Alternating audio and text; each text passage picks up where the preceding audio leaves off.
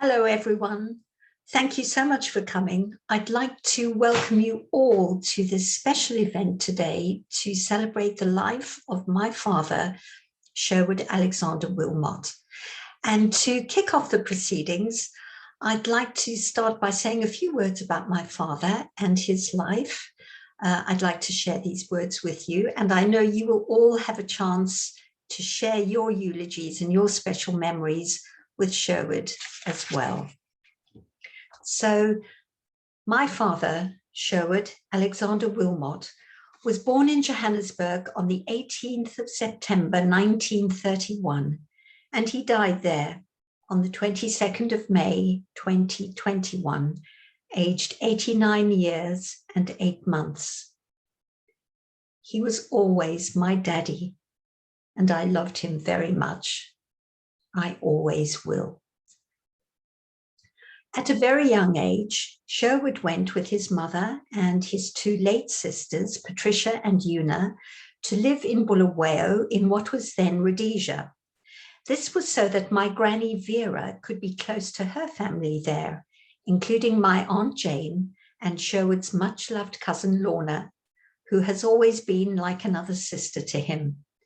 From that time onwards, Daddy was always a Rhodesian. Please let me explain why my father was always called Chester. He was a schoolboy at Plumtree School just outside Bulawayo during World War II. At that time, there was a very famous Australian war correspondent called Chester Wilmot, no relation to us. So my dad was given this nickname, and it stayed with him all his life.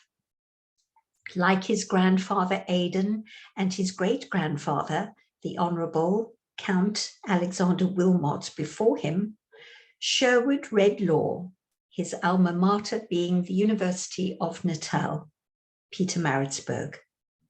He set up his own practice as a highly successful criminal attorney in the early 1960s, and in the 1970s he transferred to the bar to become an advocate of the High Court in Bulawayo. He was also a member of Parliament in Ian Smith's government, being the youngest ever MP elected. His constituency was called Matobo, and I vividly recall as a small child going there in his big grey Rover car with him, visiting local schools and being welcomed by the different headmasters. Thursday, the 11th of November, 1965, is a day that is etched in my memory forever.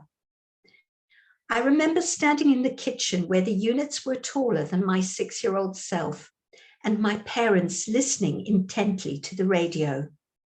They were waiting for confirmation that Rhodesia had declared UDI. My father was subsequently one of the MPs who ratified this decision in Parliament. He was the last of the original signatories to pass away. Daddy never got over the loss of his beloved country in 1980, and it was a wound he carried with him for the rest of his life. During the sanctions years in Rhodesia, Daddy was involved in a lot of covert sanctions busting operations, just like a real secret agent, although we never knew about this at the time. As a major in the Territorial Army, he also took part in many dangerous military operations, the details of which he never shared. Prior to this, he had served in Nyasaland in 1959, just before I was born. His role model was his great-uncle, Lieutenant Colonel John Sherwood Kelly, who he was named after, and who was the first South African to earn a Victoria Cross in the Great War of 1914 to 1918. As you all must know, my dad was extremely proud of his own medals, which he justly earned for his own bravery and courage. He had 2 children, and he was always extremely proud of the achievements of both his son Clive and me. He was also extremely proud of his 2 grandchildren, Alexander and Taylor, and he was always delighted to tell me about their progress whenever he had news of them. I know he would be very happy to know that they are joining us via Zoom today. Above all, Daddy was always a very loyal and committed father. When his second wife gave him a stark ultimatum, your children or me, Daddy did not hesitate. To his eternal credit, he chose us, and that marriage ended. My dad could also be a lot of fun. As children, he delighted in cooking for us, often putting together really weird ingredients. We would cry out, "No, Daddy," when, for example, he put paprika in scrambled eggs or tried to put garlic in ice cream. This love of cooking for us was undoubtedly a way of him showing his love for us. And even up until the last time that I was able to visit him in September 2019, he still delighted in making me one of his special suppers.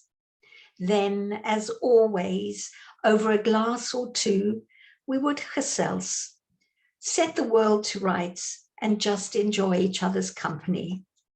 Such precious memories. My father also instilled in me a lifelong love of learning and languages. Even until his last few weeks, he was still studying for another master's degree. He also taught Latin at evening classes when he was younger. And because he spent a lot of his childhood on a farm outside Bulawayo, he was a fluent and enthusiastic speaker of the Zulu language. There is some wonderful wisdom that my father gave me, which has been an inspiration to me all my life. We grew up in a world where the old order ruled, and men and women had fixed and very traditional roles in life. But Daddy never made me feel that my gender was a limitation, and he always encouraged me to know that I could achieve anything and at any age. This was because at the age of 50, when he had to leave his beloved country, he successfully went back to university to get an LLB in Roman Dutch law, because we had practiced English law in Rhodesia. Daddy absolutely adored the club and all the wonderful friends he made there, all of you who have been so loyal and committed to him. And I'd like to thank you from the depths of my heart for all you did for my dad, especially during those last couple of years when he started to become frail and his driving became so outrageously dangerous. You all kept a watchful eye on him, which was very reassuring to me, being so far away here in London. He left us so suddenly, but I'm sure this was just as he would have wanted to leave this life. He was still independent, well, just about, which was very important to him. He was living in his own house, and due to his lifelong addiction to vitamins and strange health food supplements, he didn't have any serious illnesses. I'm sure the Dis-Chem are missing him big time.